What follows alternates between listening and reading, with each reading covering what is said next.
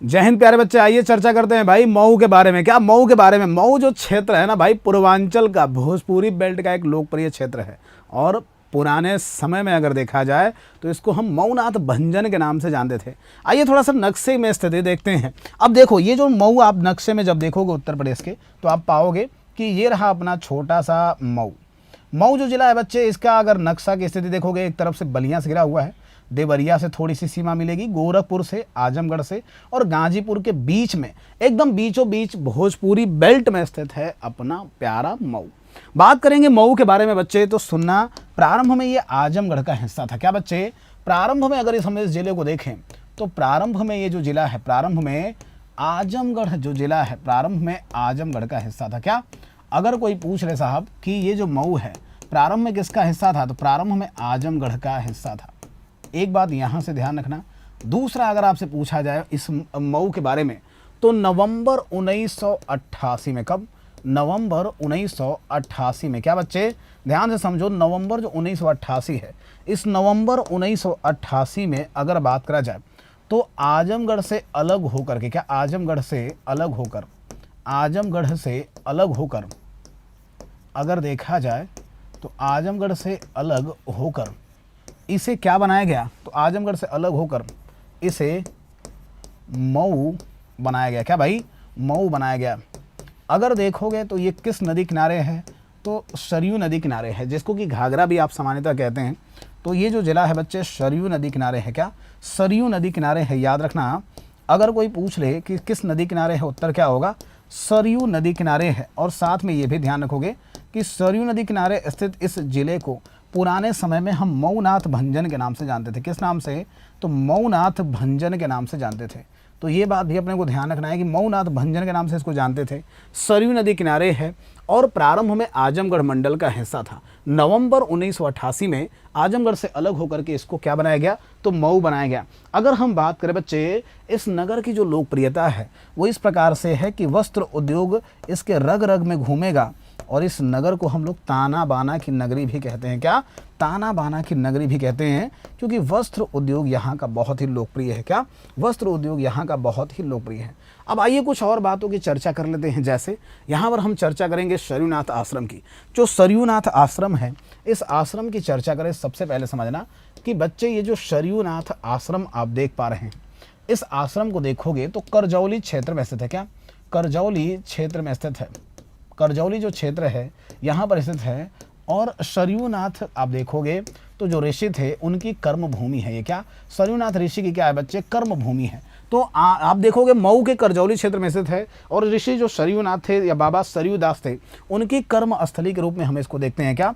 जो बाबा सरयू दास हैं उनकी कर्मस्थली के रूप में हम देखते हैं इसको। तो ये भी थोड़ा सा ध्यान रखना कि बाबा सरयू दास की कर्मस्थली रही है ये पूरा का पूरा क्षेत्र। और इसलिए आपसे पूछा जाता है, आप यहाँ पर थोड़ा सा नोट कर लो कि भाई सरयूनाथ आश्रम कहाँ पर है? मऊ में है। आगे बढ़ते हैं सूरजपुर गांव के बारे में। सूरजपुर गांव एक ऐतिहासिक गांव है बच्चे, जिसकी स्थापना सूरजमल शाह नामक जमींदार ने करी थी। किसने? सूरजमल शाह नामक जमींदार ने इस सूरजपुर गांव की स्थापना की थी। किसने?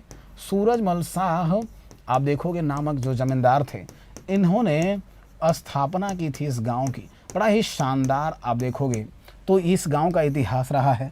इस गांव में आप मऊ की संस्कृति देख सकते हैं। क्या? मऊ जो गांव, मऊ की संस्कृति देख सकते हैं। आप में से हो सकता है कोई बच्चा इस गांव से भी देख पा रहा हो, तो कमेंट करके बताना इसके बारे में। और भी बहुत सारी जानकारी, कहा जाता है कि मऊ की कला एवं संस्कृति है वो यहाँ इस गांव में दिखाई देगी। इसके बाद से मुक्तिधाम दोहरी घाट के बारे में बात करें। अब मुक्तिधाम दोहरी घाट है बच्चे, ये कहाँ पर है, तो मऊ और गोरखपुर के बॉर्डर पर स्थित है। क्या?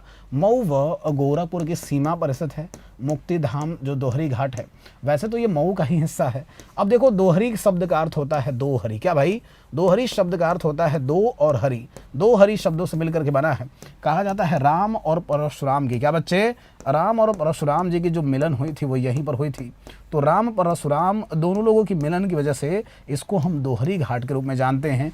और मऊ और गोरखपुर की सीमा पर ये स्थित ये जो जगह है, यहाँ पर आपको सरयू नदी किनारे दिखाई देगा। क्या? सरयू नदी किनारे दिखाई देगा। साथ ही में यहाँ पर एक मंदिर है जो कि मुक्ति धाम मंदिर के नाम से जाना जाता है। किस नाम से?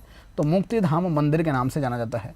तो दोहरी शब्द का मैंने अर्थ बता दिया आपको कि साहब जो दोहरी शब्द है इसका अर्थ क्या है भाई? तो दोहरी इस शब्दों से मिलकर के बना है। मऊ और गोरखपुर के सीमा पर स्थित है। और दोहरी के में मैंने आपको बताया कि प्रभु श्री राम और परशुराम दो लोगों के नाम से सरयू नदी किनारे स्थित है। क्या? सरयू नदी किनारे है। अब वन देवी की मंदिर की बात कर ले तो थोड़ा सा समझना, ये जो वन देवी की मंदिर है बच्चे, इस वन देवी का मंदिर का क्या मामला है? तो वन देवी की मंदिर की बात करें तो सबसे पहले ध्यान रखो कि ये जनपद मुख्यालय से 12 किलोमीटर लगभग दूर होगा। क्या बच्चे? जो जनपद का मुख्यालय है, इस जनपद मुख्यालय से 12 किलोमीटर दूर है ये मंदिर। क्या? जनपद मुख्यालय से कितना किलोमीटर? तो जनपद मुख्यालय से 12 किमी दूर है वन देवी मंदिर। क्या बच्चे? वन देवी मंदिर मऊ का एक शानदार मंदिर है, देख लो। और कहा जाता है ना कि ये जो वन देवी मंदिर है ये माता सीता का मंदिर है। क्या भाई? माता सीता का मंदिर है। ध्यान समझना, ये जो वन देवी मंदिर है किसका मंदिर है? तो माता सीता का मंदिर है। जनपद मुख्यालय से 12 किलोमीटर दूर है। महर्षि वाल्मीकि की साधना स्थली के रूप में भी हम इसको देखते हैं। तो अगर कोई पूछ ले साहब कि महर्षि वाल्मीकि की जो साधना स्थली है, महर्षि वाल्मीकि की साधना स्थली के रूप में आपको दिखाई देगा। क्या? तो महर्षि वाल्मीकि की साधना स्थली अगर आपसे पूछ ले या फिर आपसे पूछ ले क्या बच्चे, सीता माता का जो मंदिर है, कौन सा मंदिर? तो वन देवी मंदिर, ये कहाँ पर है? तो मऊ में है और जनपद मुख्यालय से 12 किलोमीटर दूरी पर स्थित है। आगे बढ़ेंगे, अगला है शीतला माता मंदिर। ये शीतला माता जो मंदिर है बच्चे, एक तो यहाँ पर शीतला माता का ही मंदिर मिलेगा और दूसरा ये जो धाम है यहाँ पर कई आप देखोगे देवताओं का मंदिर है। क्या? तो शीतला माता का मंदिर तो है ही, लेकिन यहाँ पर आप देखोगे तो कई देवताओं के भव्य मंदिर आपको दिखाई देंगे। तो कई देवताओं का मंदिर है, साथ में शीतला माता भी आपको यहाँ पर दिखाई देंगे, है ना। चलो आगे बढ़ेंगे बच्चे। इसके बाद से मऊ के बाद से हम लोग पढ़ेंगे। देखो मऊ में आपको रतनपुरा में एक फैंटेसिया वाटर पार्क और रिसॉर्ट है, जिसमें कि गर्मियों के दिनों में आप छुट्टी के समय में घूम सकते हैं। तो ये जो फैंटेसिया वाटर पार्क है रतनपुरा में है, मऊ से 7 किलोमीटर दूर है। क्या है? रतनपुरा में आप देखोगे तो स्थित है। फैंटेसिया जो वाटर पार्क है कहाँ पर स्थित है? रतनपुरा में स्थित है और मऊ से 7 किलोमीटर दूर है। क्या? मऊ से 7 किलोमीटर दूर आप देखोगे तो ये स्थित है। मऊ से 7 किलोमीटर दूर स्थित है, रतनपुरा में स्थित है। ये आप मंदिर देख पा रहे हो, सॉरी वाटर पार्क देख पा रहे हो। और गर्मियों के समय में बड़ी भीड़ लगती है यहाँ पर। हो सकता है आप में से कई सारे बच्चे यहाँ फैंटेसिया वाटर पार्क में गए भी हैं।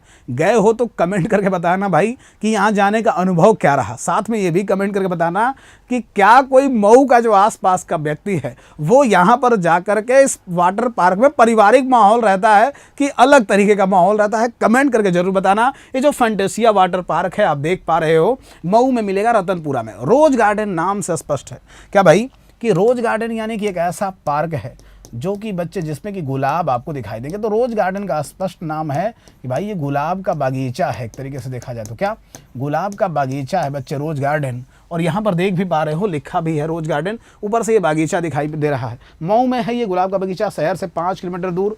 आनंद के लिए, व्यायाम के लिए और विश्राम के लिए बड़ी ही अच्छी जगह है रोज गार्डन। आगे बढ़ेंगे, कल्पनाथ राय की बात करें। देखो कल्पनाथ राय जी के बारे में बात करें ना तो ये घोसी से 4 बार सांसद रहे थे। क्या? घोसी यहाँ पर जो संसदीय क्षेत्र है, घोसी से 4 बार सांसद रहे थे कल्पनाथ राय। क्या? घोसी से 4 बार सांसद रहे थे कल्पनाथ राय।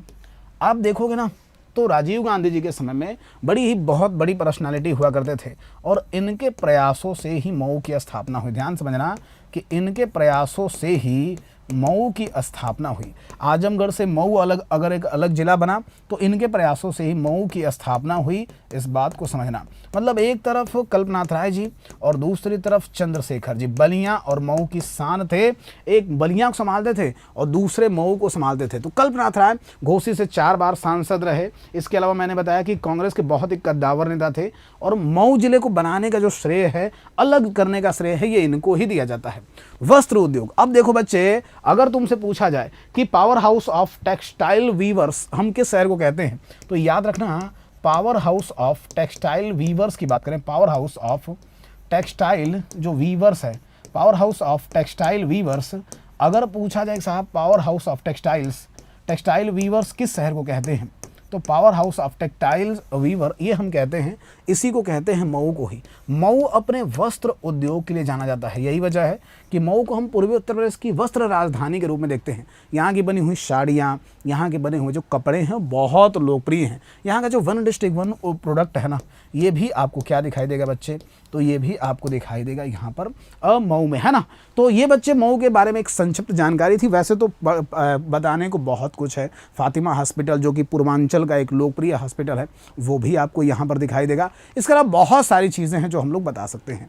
आप देखोगे तो रतनपुरा के बारे में भी बहुत सारी चीज़ें हैं बताने के लिए, पर हमने कोशिश करा वही बताने का जो आपके लिए महत्वपूर्ण हो और परीक्षा में काम आए। ठीक है, तो अभी के लिए बस इतना ही। आप मऊ के हैं और अगर देख रहे हैं हमारी क्लास को तो सेशन को लाइक कर दीजिएगा, वीडियो को शेयर कर दीजिएगा, साथ में अपने दोस्तों मित्रों तक मऊ के बारे में ये जानकारी पहुंचा दीजिएगा। इसके अलावा आप अपने गांव का नाम भी मेंशन कर सकते हैं, वहाँ की कोई लोकप्रिय चीज़ है तो वो मेंशन कर सकते हैं बच्चे। साथ में ध्यान रखना कि उत्कर्ष परिवार उत्कर्ष ऐप के 6 वर्ष में 1.8 करोड़ डाउनलोड पूर्ण होने पर 18% का अतिरिक्त डिस्काउंट लेकर के आया है UC 18 के रूप में। तो ये आप देख सकते हो उत्तर प्रदेश के सभी ऑनलाइन कोर्सेज पर ये आपको मिल सकता है। इसका लाभ उठाइए, बहुत अच्छे से रहिए। आप सभी का दिन शुभ हो। जय हिंद प्यारे बच्चे।